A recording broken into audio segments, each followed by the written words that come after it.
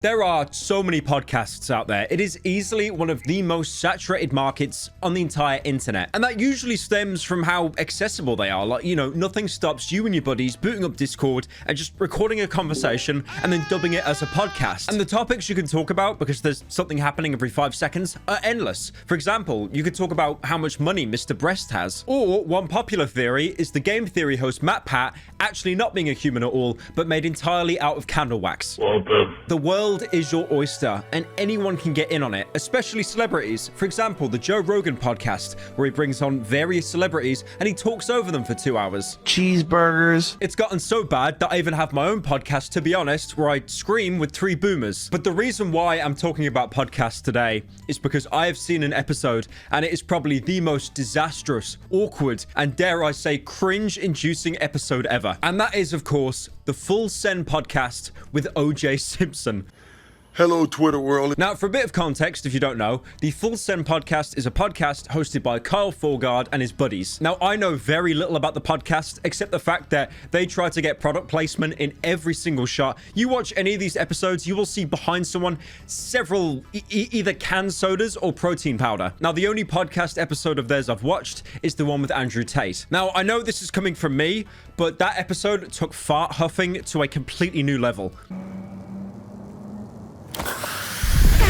The entire podcast was Andrew Tate talking to himself for 2 hours, with the hosts occasionally going, so true, bro. so true. So in reality, it wasn't the Andrew Tate podcast. It was the Andrew Tate daily Instagram video, but instead he hired 3 people to laugh at him from Craigslist. I do want to say, I think it's irrelevant what your opinion is on the top G. You could think he's a base Sigma male who gave you the red pill and he unchained you from the Matrix. Or you think he's a complete moron that wears sunglasses indoors. But opinions aside, it is not a podcast if it's only one person talking and 3 people listening. You're meant to be the listener, not the host. Now, I talk about this because Full Send, they recently had OJ Simpson on their podcast. And it is safe to say this is the most awkward episode I've ever listened to in my life. Future Pyro here. Just wanted to point out that the Full Send podcast actually copyright claimed this entire video for this short little snippet I was about to show you. But even though I've shown other snippets later on in the video, those weren't claimed. It's a little bit bizarre. But basically, the clip in question was OJ doing a bunch of O's and R's and oh,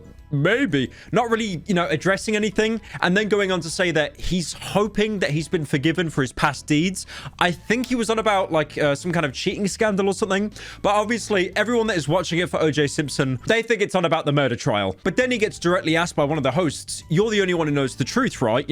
Referring to OJ. And then he goes, "There are other people that know," almost doing like a little like nose tap thing. Like, what is there some kind of like cabal of Illuminati people that are carrying out murders? It's the fact that he addresses it with such conviction, but then doesn't even seem to go into detail or give any kind of context or reference. Just, oh, there are people that know.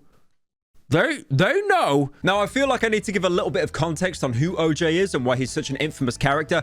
You probably know, but there's other people watching that probably lied when they made their YouTube account just to get past the filters. So we need to explain it for them. OJ Simpson, nicknamed Juice, was an incredibly successful American footballer for the NFL. And when I mean good, he was really, really good. He would just stab the company. He's essentially the Lionel Messi or Ronaldo of today. You'd basically be seeing his face everywhere in marketing, brand promos, even advertisements that weren't related to the NFL. He was the face of America. Now, later on in life, he was tried for the murder of his ex-wife, Nicole, and her friend, Ron Goldman. Now, this trial was huge. It was televised everywhere. Hundreds of millions of people were watching. But before that court trial, OJ, knowing he was going to go to court because he was a suspect, went on the run. And this chase was also televised with nearly 100 million people watching. And when they eventually caught up to him, they searched his car. They found nearly $9,000, a fake goatee, fake mustache, makeup adhesive, a gun, and his passport. Now, like I said, when he went to trial, it was all televised, and it all came down to a glove at the crime scene.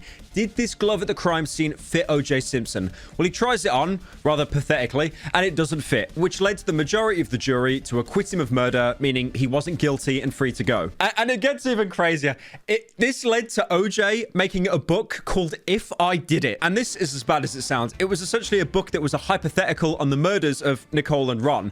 Apparently, like, talking through the steps that if he were to do it, how he would do it. But then the cope was apparently that he never wrote the book. He just signed the rights away and he got like $600,000 for it. But again, being involved in a book about a murder you're accused of, I don't know, man. There's something really off about that. Now, even though criminally he was found innocent, what a lot of people don't talk about is the victims' families actually chose to sue him in a civil court straight after, and they found him guilty of wrongful death. But because it's a civil trial, you know, similar to like Johnny Depp and Amber Heard, there was no jail time on the table. So instead, he had to pay around $33 million to the families. And apparently during that trial, there was a polygraph taken, and it's shown that OJ was showing extreme deception when talking about committing the murders. So essentially, in the public eye, he did get a conviction for wrongful death of Nicole and Ron, but no jail time. Now, this conviction with OJ followed him for pretty much the rest of his life, and it bubbled to a point because I don't know the balls on this man, but he chose to come back to Twitter. Imagine having a conviction that bad on your shoulders, and you choose to come back to Twitter. So he came back, and he'd post, you know, the occasional video of him golfing, chilling in his like huge mansion, and he'd always open his tweets with saying, "Hey, Twitter world." Hey, Twitter world, this is yours truly. And as you could expect, Twitter being Twitter, you go onto any of the replies, and it's either people accusing him of murder, or they're making some kind of snarky quip. Coming soon to Twitter, you'll get to read all my thoughts and opinions. Now, the Full Send podcast, they invited OJ on, obviously to ridicule him, but it's just so awkward to watch. Are you upset that the killer of Ron and Nicole was never found? Right now, I'm not going to discuss any of that. All right? Yeah, I think that's a pretty obvious question, but I'm not getting in that. I'm not going there. You don't think that they're still out there?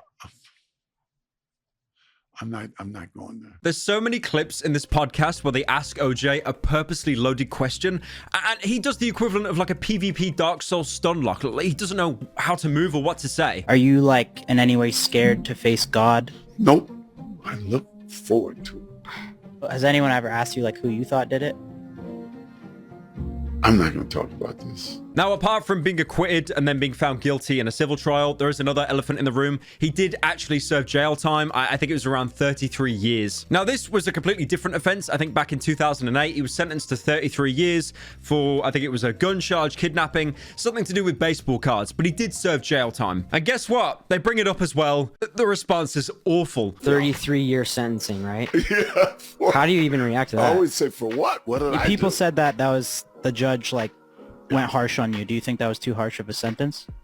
Harsh? I think people would Well, agree come with on. that. Everybody knew what that was about. So, I will question how in two trials, a civil trial and this trial, 24 jurors, not one was black, that, decided my outcome.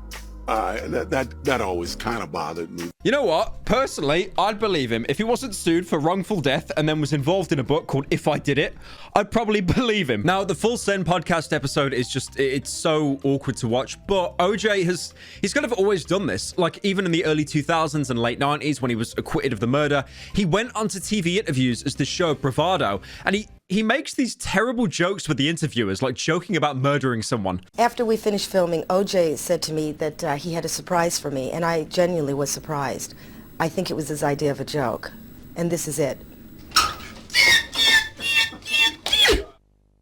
One thing as well with the Full Send episode, whenever they use some kind of like aggressive verbiage, like, stab or kill or, he will basically be like, no, don't talk it, don't say that word, no. Almost like the FBI gonna bust in the room and be like, finally, we got him. That would be a pretty deadly duo, Trump and OJ. Yeah, Don't especially use that that time. word. But yeah, if you watch the entire podcast, it's pretty much just OJ sat there awkwardly surrounded by a bunch of brand sponsors going, no, I don't want to talk about that. No. I'm not going there. Now, you're probably going to ask me if he did it. I don't know, fill off. I'm actually so surprised that the hosts didn't, pull out a leather glove for him to try on halfway, but I think that was a bit above their IQ to try something like that. Oh, the glove doesn't fit. You see, I can only pull it halfway down, so... Oh, hang on a minute, I gotta take a video. Hey, Twitter world. I'm in the courtroom right now, being accused of double homicide.